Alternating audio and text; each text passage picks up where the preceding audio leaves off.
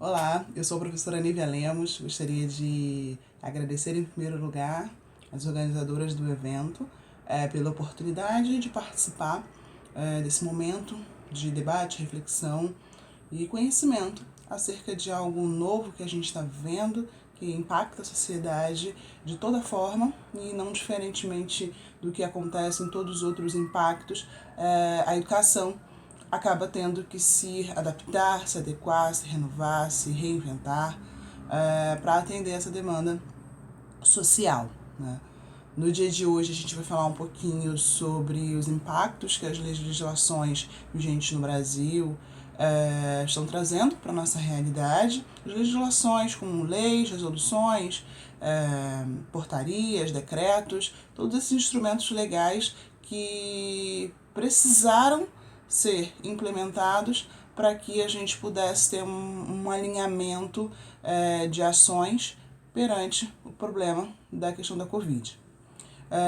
E aí a gente pensando e refletindo sobre essas legislações, esses instrumentos legais, em que eles nos limitam, em que eles nos impactam, como que se deu esse processo de recomendações, de orientações, como o próprio parecer do parecer 5 do Conselho Nacional de Educação, que é onde a gente vai se debruçar um pouco mais. Mas o objetivo principal da gente conhecer as legislações que vieram à tona nesse momento é pensar o nosso novo normal, né, como estão dizendo por aí. É pensar como que a escola volta, é pensar como esse planejamento deve acontecer, com base em quê, a partir do quê, e repensar as nossas práticas individualmente e promover outros espaços de troca para que a gente possa compartilhar essas experiências, pesquisas, para que a gente tenha uma tomada de decisão acertada, para que não venha prejudicar a aprendizagem dos nossos alunos. Esse é o maior objetivo, né? Que a aprendizagem não seja prejudicada ou seja menor impactada. Eu acho que é a colocação mais viável nesse momento, porque impactado está sendo, de qualquer forma, não tem como não haver impacto, em todos os aspectos, inclusive no educacional, mas nós como profissionais docentes podemos pensar como que esse impacto pode ser menor e como que a gente volta, né? De que maneira, né? Pensando quais metodologias, a gente tem respaldo legal para quê, o que mudou, é um pouco disso que a gente vai falar agora, tá bom? Um abraço, espero que gostem.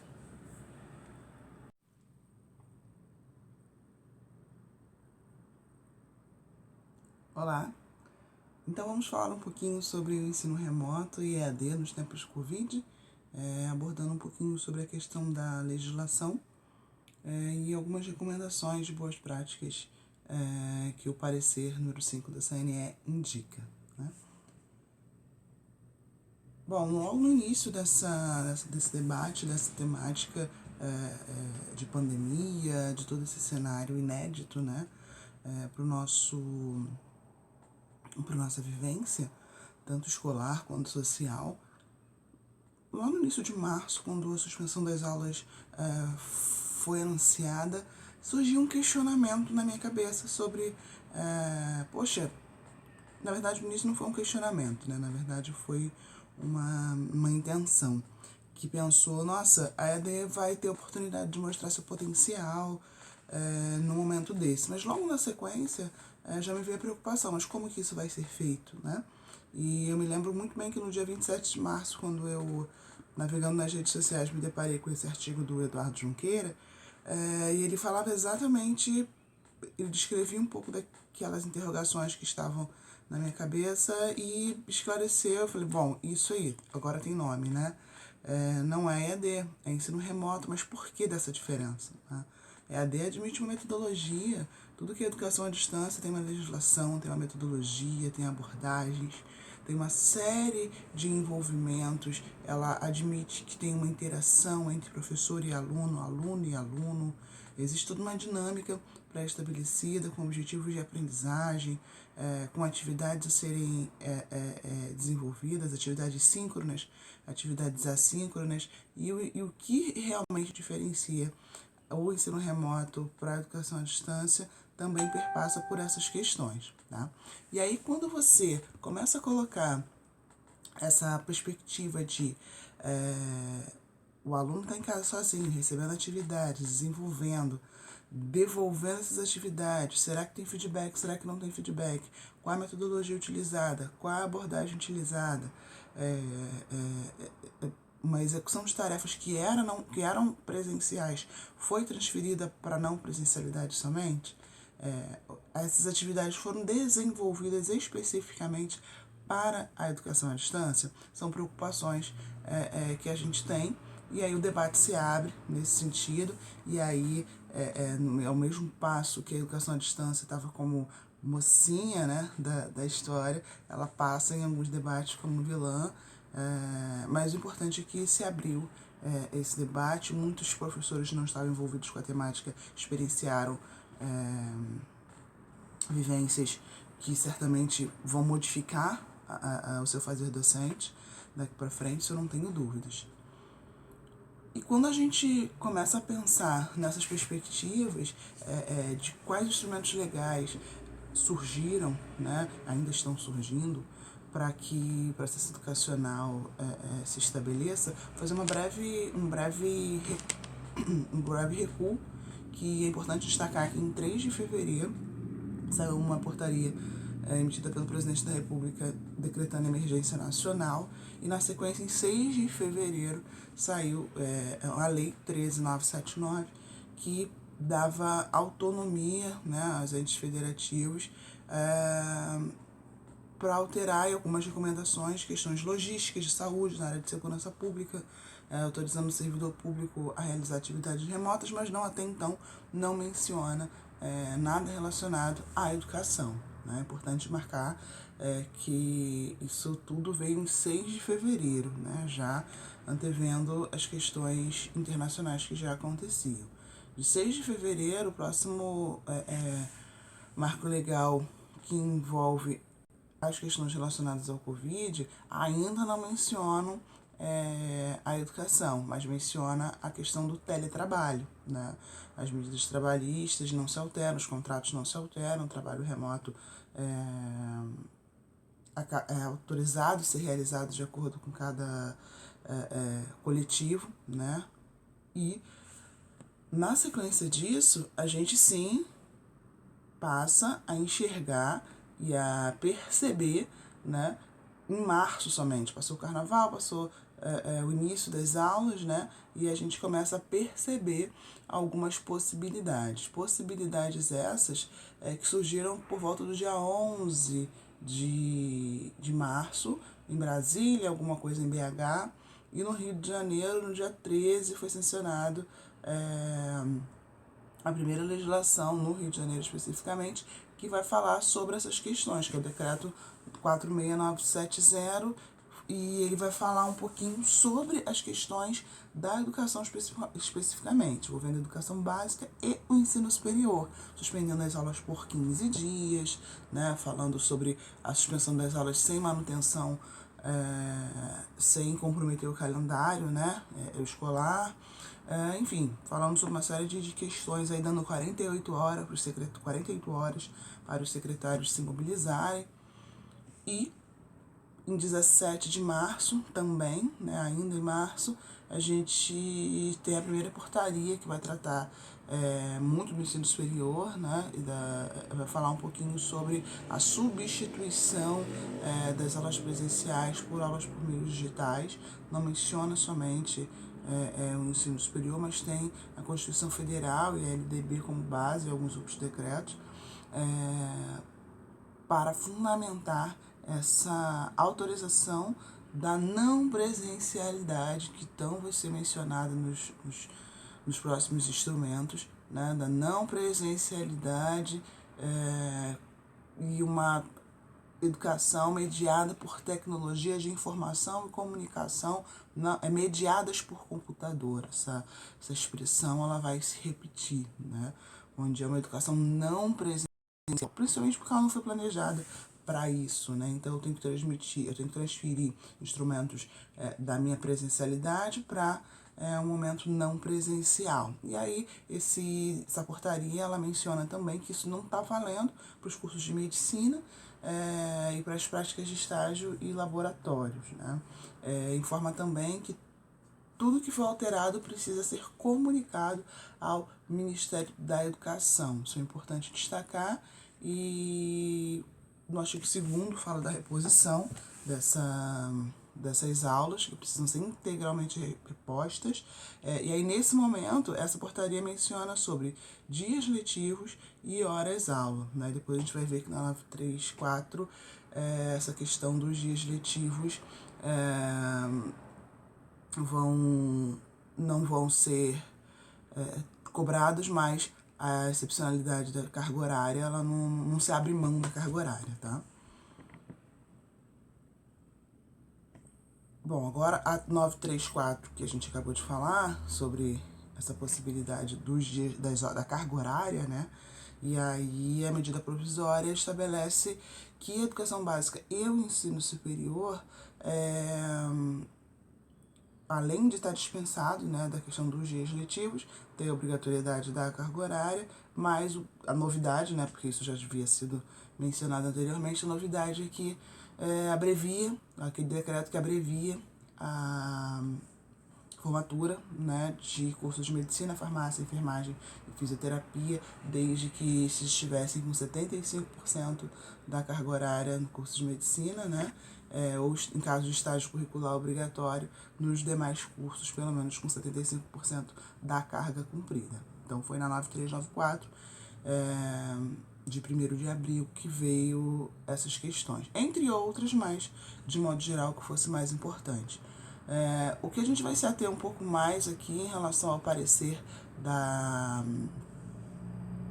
do Conselho Nacional de Educação, porque ele traz orientações. A gente sabe que o parecer do Conselho Nacional de Educação ele não tem um efeito de lei, ele tem um efeito norteador, grupo de notáveis que vão estabelecer, notáveis especialistas que vão estabelecer essas questões como sugestão, e esses parecer dessa natureza, eles servem sim como embasamento legal para portarias, leis, decretos. Então, por isso é muito válido a gente entender o que o Conselho Nacional de Educação está propondo como saída, como possibilidades, né? Foi feito em 17 de abril uma chamada pública, né? Foi feita uma chamada pública que teve mais de 400 participações, a maior delas de professores preocupados com a questão da educação infantil, né? A gente vai falar um pouquinho sobre isso, mas, de modo geral, esse parecer ele se preocupa com enfatizar as questões da garantia dos direitos de aprendizagem, que elas não sejam, que a aprendizagem do aluno não seja prejudicada, né? E aí traz algumas opções, algumas possibilidades para reorganizar esse calendário escolar, de modo que todos tenham uma aprendizagem de uma forma, através de metodologias, através de estratégias alinhadas, né? Para que ninguém venha perder o seu direito de aprendizagem. Bom, isso está vinculado a essas orientações estão vinculadas a todos os níveis de ensino, da educação básica, do ensino superior, da educação profissional e tecnológica. E essa legislação, ela vem trazendo para a gente, esse parecer, ele traz para a gente a ratificação de que os objetivos de aprendizagem presentes na BNCC não podem ser esquecidos, mesmo em condições de emergência, e que a nossa legislação e a Base Nacional Curricular Comum admitem novas formas de organização, né? Desde que seus entes federativos, os sistemas federal, municipal e estadual normatizem. Essa reorganização é possível ser feita de forma contínua, nada que seja feita de um dia para o outro. O parecer também admite que em 2021 a gente possa ter ainda cumprimento de carga horária em algumas possibilidades, depois ele vai falar novamente sobre isso. Pede para que não sejam aplicadas essas questões, principalmente da extensão do ano letivo, para os anos finais do ensino fundamental e médio, ou seja, 9º ano, 3º ano, até porque o ano seguinte, o ano letivo sequencial, esse aluno, teoricamente, não estaria mais ou nessa instituição ou num outro nível de ensino, né? Lembra que no artigo 23 vai falar sobre a questão de emergencialidade, então a gente pode se declarar estando em um ciclo emergencial aberto, né? E destaca também para a gente, sempre que os gestores, os coordenadores e professores pensarem em metodologias, estratégias, políticas públicas, pensem que existem peculiaridades locais, climáticas e econômicas, e mais à frente o parecer vai falar também que tudo precisa ser possivelmente estabelecido nas redes públicas e privadas.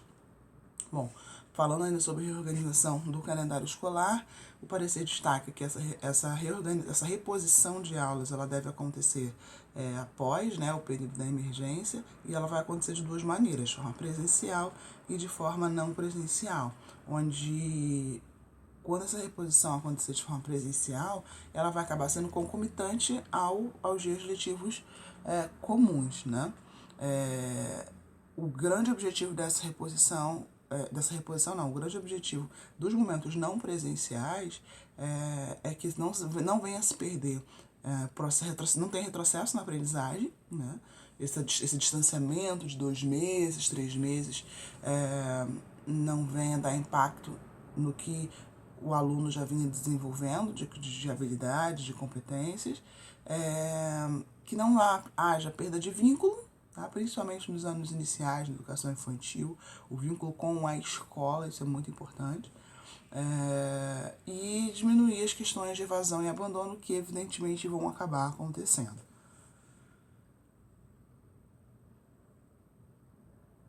O parecer traz pra gente algumas questões práticas, né, de quando que essa reposição de carga horária vai acontecer.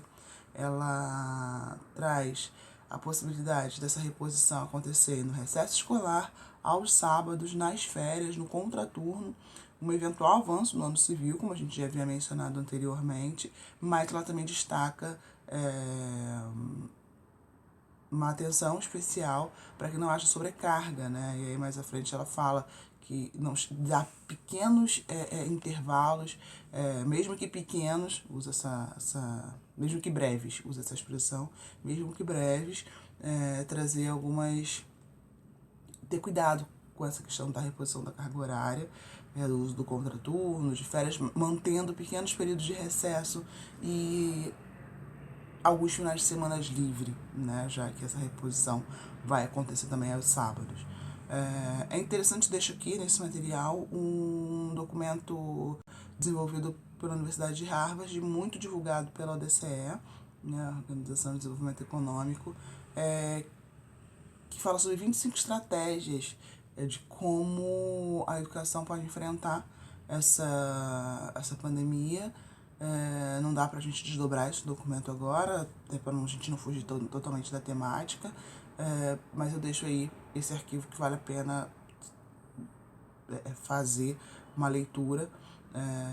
Tá em português, foi traduzido por uma editora e o arquivo original em inglês. Vale a pena, esse documento é citado dentro do parecer como inspiração para novas práticas também. Bom, parecer falando sobre como computar essa carga horária, né, usando também alguns reforços de legislação que já existe, mas lembra que a gente falou que essa reposição vai acontecer de forma presencial? Então, a forma presencial pode ser aos sábados, nas férias, no contraturno, até podendo estender o próximo ano letivo, e da parte não presencial é reduzir a sobrecarga dessas aulas presenciais, porque se a gente fosse cumprir essas 800 horas presencialmente, a gente não ia sair de dentro do espaço físico da escola, né?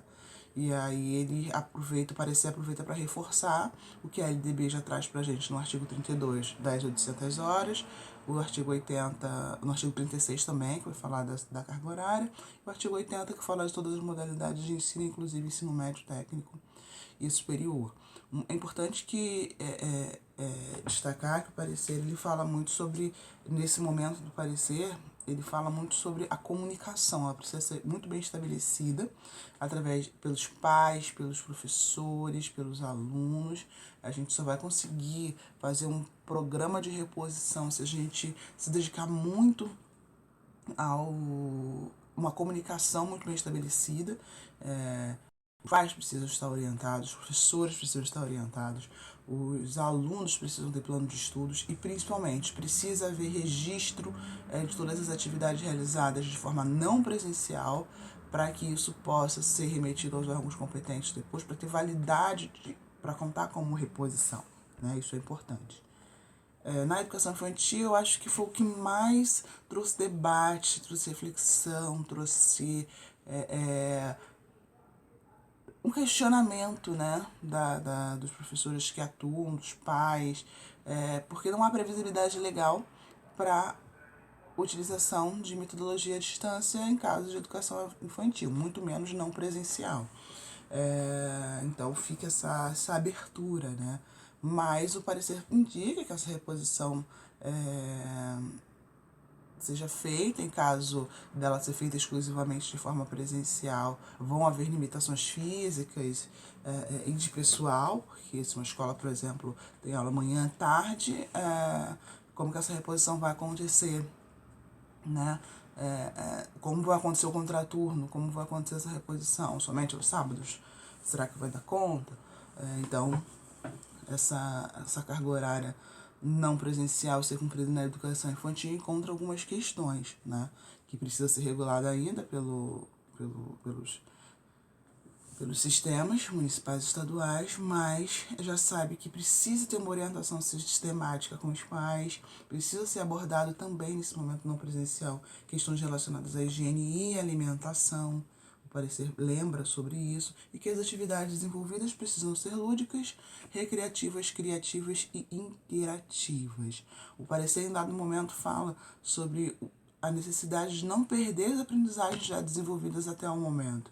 Então, não sei se é o caso, o parecer não fala isso, é uma opinião pessoal, mas não sei se é o caso de a gente se preocupar tanto em cumprir o programa didático, o currículo na sua integralidade, essencialmente nesse momento, sem se preocupar na perda das aprendizagens anteriores. Então, mesclar essa questão aí é um debate válido sobre que tipo de conteúdo a gente deve priorizar na realização dessas atividades, né? Porque o parecer fala dessa preocupação de manter as aprendizagens e, no caso, isso em todos os níveis de ensino. No caso da educação infantil, o seu caráter lúdico e recreativo não venha a se perder, continua a avaliação sem retenção, mas destaca muito essa questão da aproximação com os responsáveis, porque ele é um mediador familiar. Parecer usa essa expressão, né? Que o responsável agora é um mediador familiar. Mais à frente, ele sugere inclusive o curso de alfabetização disponível no site do MEC para que pais, professores, coordenadores, responsáveis, cuidadores realizem esse curso de modo a entender melhor esse processo, né? Quando ele vai falar agora dos anos iniciais, quando a principal problemática desse momento, já que há previsibilidade legal para isso, é como que se alfabetiza em casa com alguém que não é alfabetizador, né? É um pouco complicado. E esses mediadores familiares que são citados no parecer precisam também ser muito bem norteados. O ensino fundamental, para os anos finais e médio, o parecer não trouxe muita orientação pontual, não. Eu acho que no caso do ensino médio, tem uma legislação, tem portaria à parte que fala sobre a questão da não presencialidade. Mas no caso do ensino fundamental nos finais, eu achei que faltou um pouquinho de algumas orientações mais pontuais, mas incentiva o uso, cita, né, como a gente pode fazer, com diferentes estratégias, utilizando rede social, videoaulas, enfim, faz algumas recomendações bem interessantes. Mas eu acho que no ensino fundamental, para anos finais, faltou um pouquinho explorar um pouco mais as possibilidades, e ele menciona apenas que há menos dificuldade cognitiva para poder realizar atividades não presenciais e que precisa utilizar redes sociais para incentivar os alunos a realizar as atividades. No ensino técnico, ele resgata as portarias que já existem, né, para isso, enfatiza que há potencialidade para atividades pedagógicas não presenciais. O que traz de novo no parecer é que ele fala que dos estágios e práticas laboratoriais devem ser desenvolvidas novas metodologias para o teletrabalho, né? E que as atividades de TCC, aulas de laboratório e processos seletivos também devem ser mediadas por tecnologia, mediada por computadores. Isso ele também vai mencionar para o ensino superior.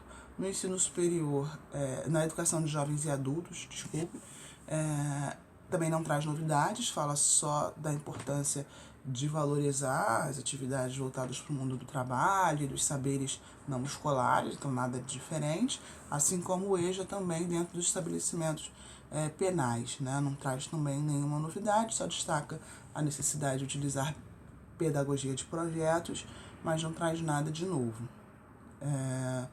Em relação ao ensino superior, o parecer destaca que todas as alterações realizadas de TCC, avaliação, extensão, de forma não presencial, devem ser comunicadas aos SERES. Em relação ao Enem, ENAD, o ENAD fala mais à frente um pouquinho de que provavelmente o ENAD pode vir a ficar para o ano seguinte. No caso do Enem, o parecer não menciona a palavra Enem, né? Menciona ENAD, mas não menciona Enem. Mas quando fala do ensino médio, o parecer menciona sobre a possibilidade de exames nacionais, exames estaduais, serem repensados, serem flexibilizados, podendo entrar em um letivo 2021, tá? E aí no ensino superior também não tem grandes novidades, porque ele menciona as portarias que falam exclusivamente disso, que são as portarias 343 que a gente já viu e a 345 que só complementa. O início das atividades do calendário de reposição deve acontecer ao final, né, do período da pandemia. Fala que esse retorno deve ser de forma gradual. Isso sim é novo, tá? Isso sim é um debate legal, que a gente precisa pensar como que esse nosso retorno vai acontecer, porque o parecer recomenda que esse retorno seja paulatino, inclusive ele vai além. Ele diz que esse retorno ele precisa ter uma presencialidade inicial de 25%, depois de 75%, depois de 100%. Como as instituições vão fazer isso, como a gente está se preparando para isso, para que esse retorno aconteça de forma gradual, né? É interessante que o parecer fala que esse retorno ele tem que ser gradual para todo mundo, não só para o aluno, ele tem que ser gradual para o professor, porque precisa se organizar para pensar, para planejar. O parecer ele fala sobre isso, precisa voltar. A gente precisa se reunir para entender como que isso vai acontecer, para a formação dos professores, para entender como que essa estratégia na instituição vai acontecer, depois envolver os pais, os responsáveis, depois envolver isso falando sobre outros níveis de ensino, né? Depois dos alunos, psicologicamente, emocionalmente, rever, isso tudo como boas práticas futuras aí, o parecer incentiva essas questões, tá? Além da presencialidade, parecer para o ensino superior, voltando agora a falar do ensino superior, ele fala dessa questão do ENAD, né, que ele usa o termo após a realização da avaliação do ENAD após a conclusão do ano letivo, né?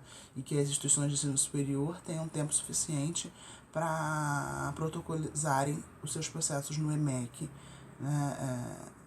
E a adequação do cronograma de coleta do censo do ensino superior também precisa ser revisto. Falando sobre as avaliações, né? Precisa pensar que a gente tem que dar as mesmas oportunidades a todos, então isso aí abre aquele debate que a gente já falou aí sobre o Enem, se deveria ou se não deveria acontecer. Até então vai acontecer, né? Considerando o conteúdo efetivamente oferecido. Ou seja, falando sobre a avaliação de modo geral, não exclusivamente do Enem, mas de modo geral, qual foi o conteúdo oferecido? As avaliações devem estar pertinentes a esse aspecto, né? Dá muitos exemplos, parecer é muito interessante para quem está pensando aí como desenvolver, quais atividades. Aí, por exemplo, ele fala sobre a utilização de cartilhas, roteiros, HQs, mapas mentais, cartazes, para poder usar como registro, né, para essa atividade, para momentos não presenciais, já que isso vai precisar ser registrado e comprovado, e desenvolver um projeto político-pedagógico também com estágios e práticas laboratoriais de forma remota. Novamente, o parecer fala sobre isso. A gente precisa desenvolver novas estratégias para estágios. Cita alguns estágios na área do curso normal, fala sobre a área de saúde, que precisa ser melhor desenvolvido. Tem algumas questões nesse sentido aí, que parecer dar uma beliscada para para que a gente pense em novas práticas de como esses estágios podem acontecer no curso normal, por exemplo. Tem estágio, pode acontecer em forma de teletrabalho? Sim, ele diz que sim. Na área de saúde, será que tem atividades não práticas, né, que a gente possa desenvolver no laboratório, laboratórios virtuais? Não falo de laboratórios virtuais, mas ele menciona essa questão. E reforça novamente as portarias 343 e 345. Sobre essa reorganização, ainda como boas práticas futuras, a gente tem que pensar em como que essa reposição vai acontecer ao final desse período de emergência na forma presencial, que essa reposição ela tem que acontecer nas instituições públicas e privadas. E uma questão interessante que o parecer destaca é sobre a possibilidade de evasão, né,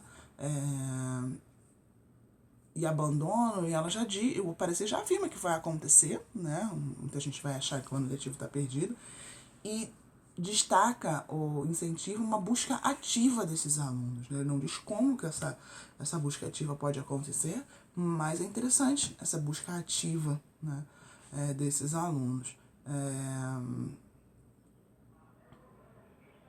Fala sobre o uso do contraturno, que vão haver dificuldades para instituições que não têm disponibilidade física, né? Então é preciso considerar essas questões, mas novamente menciona sobre a possibilidade de utilização de dias não letivos e da possibilidade disso se estender ao ano civil seguinte, né? Mantendo sempre o objetivo principal, que estão previstos na BNCC e nas propostas curriculares, no caso do ensino superior e tudo mais. Bom, gente, para finalizar, é interessante a gente mencionar aquilo que eu comecei a falar anteriormente, que será necessário, de toda forma, a gente pensar no acolhimento desses professores, quando for decretado o fim da pandemia, o acolhimento de pais, professores responsáveis e alunos, acolhimento estratégico, né, para a gente pensar as estratégias, o acolhimento emocional, medidas de segurança sanitária dentro das instituições, como que isso será feito dentro de cada escola, que vai ser preciso reorganizar o espaço físico, vai precisar ter orientações permanentes. O parecer fala sobre isso, então não é fazer um dia de acolhimento, dizer o que tem que fazer e acreditar que todo mundo vai seguir essas normas. É preciso umas orientações permanentes no cotidiano do aluno. E outro, acho que o que de grande valia que o parecer trouxe de lembrete aí, para a gente começar a se organizar para esse novo normal, né, como a gente mencionou no início, é a sistematização dos registros. Então, quem já está desenvolvendo atividades, todo mundo, né, que está desenvolvendo atividades não presenciais, a gente precisa pensar no registro, na sistematização dessas evidências para o cômputo das 800 horas, tá? Os períodos de recuperação física e mental precisam ser considerados, aí vai aquilo que eu falei, breves períodos de recesso escolar e férias e final de semana livres precisam ser levados em consideração, e a impossibilidade de algumas escolas de realizar essas atividades presenciais que vão acontecer e como que a gente vai justificar isso e de que maneira. Pessoal, basicamente, né, muito rapidamente foi isso. Queria agradecer vocês por terem dedicado um tempinho aí. A gente continua esse debate por e-mail, pelas redes sociais.